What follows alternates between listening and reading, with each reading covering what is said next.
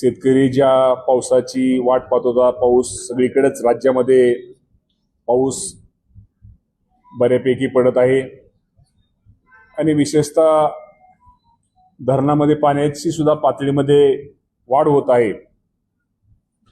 पावसाचा विचार केला तर फक्त सध्या मराठवाड्यामध्ये पाऊस हा कमी दिसतोय, परंतु येणाऱ्या दिवसामध्ये तिथून पाऊस पडेल असा अंदाज आहे.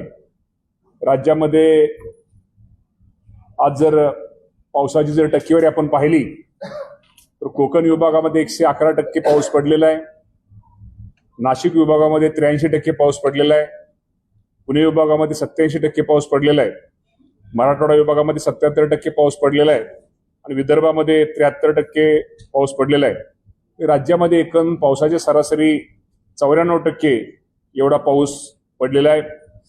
विदर्भामध्ये पाऊस हा कमी दिसतोय, कोकणामध्ये पाऊस हा जास्त आहे आणि निश्चित प्रकारे पेरणीच्या बाबतीमध्ये जर सांगायचं झालं तर राज्यात आपल्याला आज अखेर सरासरीच्या साधारणतः 84% पेक्षा जास्त पेरणी ही आपल्या राज्यामध्ये झालेली आहे.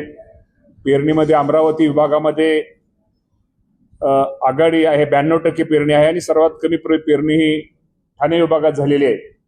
आणि निश्चित प्रकारे आपल्याला माहिती आहे की ह्या वर्षी मकेचं प्रमाण, मक्याची पेरणी ही सर्वात जास्त मका आणि सूर्यफुलाची झालेली आहे आणि त्यामध्ये निश्चित प्रकारे सूर्यफूलच्या बियाण्याच्या बाबतीमध्ये काही तक्रारी पण काही उगवण्याच्या बाबतीमध्ये राज्यामध्ये होत्या. त्या बाबतीमध्ये बऱ्याचशा कंपन्या बाबतीमध्ये तक्रारी प्राप्त झाल्यानंतर अनेक साधारणतः 85 कंपन्यावरती आपण FIR दाखल केलेले आहेत आणि ज्या शेतकऱ्यांचं बियाणं ताबडतोब तिथं बदलून द्या आणि त्या शेतकऱ्यांना निश्चित प्रकारे मदत करण्याचा निर्णय हा शासनाने निश्चित प्रकारे घेतलेला आहे. सोयाबीनच्या बाबतीमध्ये आपल्याला सांगायचं झालं तर साधारणतः आज अखेर साधारणतः 45 लाख 10 हजार हेक्टर एवढी पेरणी ही आपल्या राज्यामध्ये झालेली आहे आणि एकूण तक्रारीचं जर पाहिल्या साधारणतः तक्रारीमध्ये एकूण साधारणतः 24,000 हेक्टर एवढ्यावरती सोयाबीन बियाण्याच्या तक्रारी प्राप्त झालेल्या आहेत. त्या बाबतीमध्ये आमचे सगळेच कृषी अधिकारी, खालचा आमचा सगळा कृषी स्टाफ हा फील्डवर आम्ही सर्वांनी कालच सरकोड काढलेला आहे आणि शेतकऱ्यांना जिथे मदत करता येईल, जिथे शेतकऱ्याला सहकार्य करता येईल तो करण्याचा प्रयत्न आम्ही निश्चित प्रकारे घेतलेला आहे. खताच्या बाबतीमध्ये सुद्धा आज अखेर आपल्याला माहिती आहे की खत हे राज्यामध्ये खताचा साठा हा आपल्याला जी आपली मागणी आहे त्याप्रमाणे उपलब्ध आहे. आज अखेर त्यापैकी आज अखेर जर शिल्लक पाहिला तर युरियाचा साठा आपल्याकडे शिल्लक आहे. DAP, MOP संयुक्त खते हे सांगायचं तात्पर्य की खताच्या बाबतीमध्ये शेतकऱ्यांनी कुठेही घाबरण्याचं कारण नाही.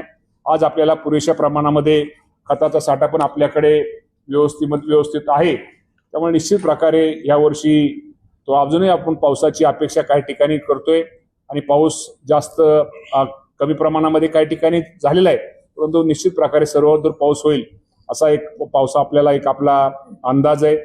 आणि आपल्याला माहिती आहे की कृषी विभागाच्या वतीनं निश्चित प्रकारे शेतकऱ्यांना जेवढं काही सहकार्य किंवा जी काही मदत, जे मार्गदर्शन करणं गरजेचं आहे ते करण्याचा प्रयत्न आमचा कृषी विभाग हा निश्चित प्रकारे करतोय.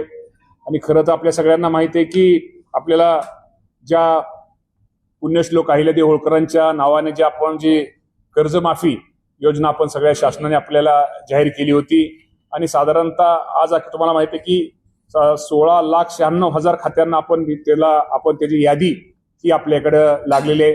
त्यांना आपण विशिष्ट क्रमांक पण आपण दिलेला आहे. परंतु काही बाबतीमध्ये निश्चित प्रकारे आपल्याला माहिती आहे की जिल्हा मध्यवर्ती बँकेमध्ये अडचण वाटत नाहीये, परंतु राष्ट्रीयकृत बँकामध्ये शेतकऱ्यांच्या तक्रारी आहेत आणि तक्रारीमध्ये खरं तर ते शेतकरी ज्यावेळेस KYC करायला जातो आणि त्यावेळेस निश्चित प्रकारे त्याचं असणारं कर्ज, त्याची असणारी व्याज आणि रक्कम यामध्ये तफावत दिसते. परंतु मी आपल्या माध्यमातून माझ्या शेतकरी बांधवांना सांगू इच्छितो की आपल्याला माहिती आहे की सरकारने जो आपल्याला हेअरकट, आपल्याला माहिती आहे की जो आपल्या राष्ट्रीयकृत बँका आणि राज्य शासन यांच्यामध्ये जे चर्चा आणि समझोता त्यांची जी मीटिंग झाली आणि त्या मीटिंगमध्ये ठरल्याप्रमाणे जरी एखाद्या शेतकऱ्याची रक्कम आज जरी त्याला रक्कम शासनाची जी कर्जमाफी रक्कम कमी दिसत असली तर मी आपल्या माध्यमातून शेतकरी बांधवांना एकच सांगतो, ज्या शेतकऱ्याची थकबाकी ही 2 लाखाच्या आत आहे त्या सर्व शेतकऱ्यांची कर्जमाफी ही केली जाणार आहे. रक्कम तुमची जरी शासनाकडून तुमची कर्जमाफी रक्कम जरी तुम्हाला कमी दिसत असली तर ती वरची रक्कम ही तिथल्या त्या राष्ट्रीयकृत बँकेने त्यांनी त्या राष्ट्रीयकृत बँकेने ती द्यायची आहे. त्यामुळे यामध्ये कुठेही गफलत किंवा कुठेही गैरसमज करू नये.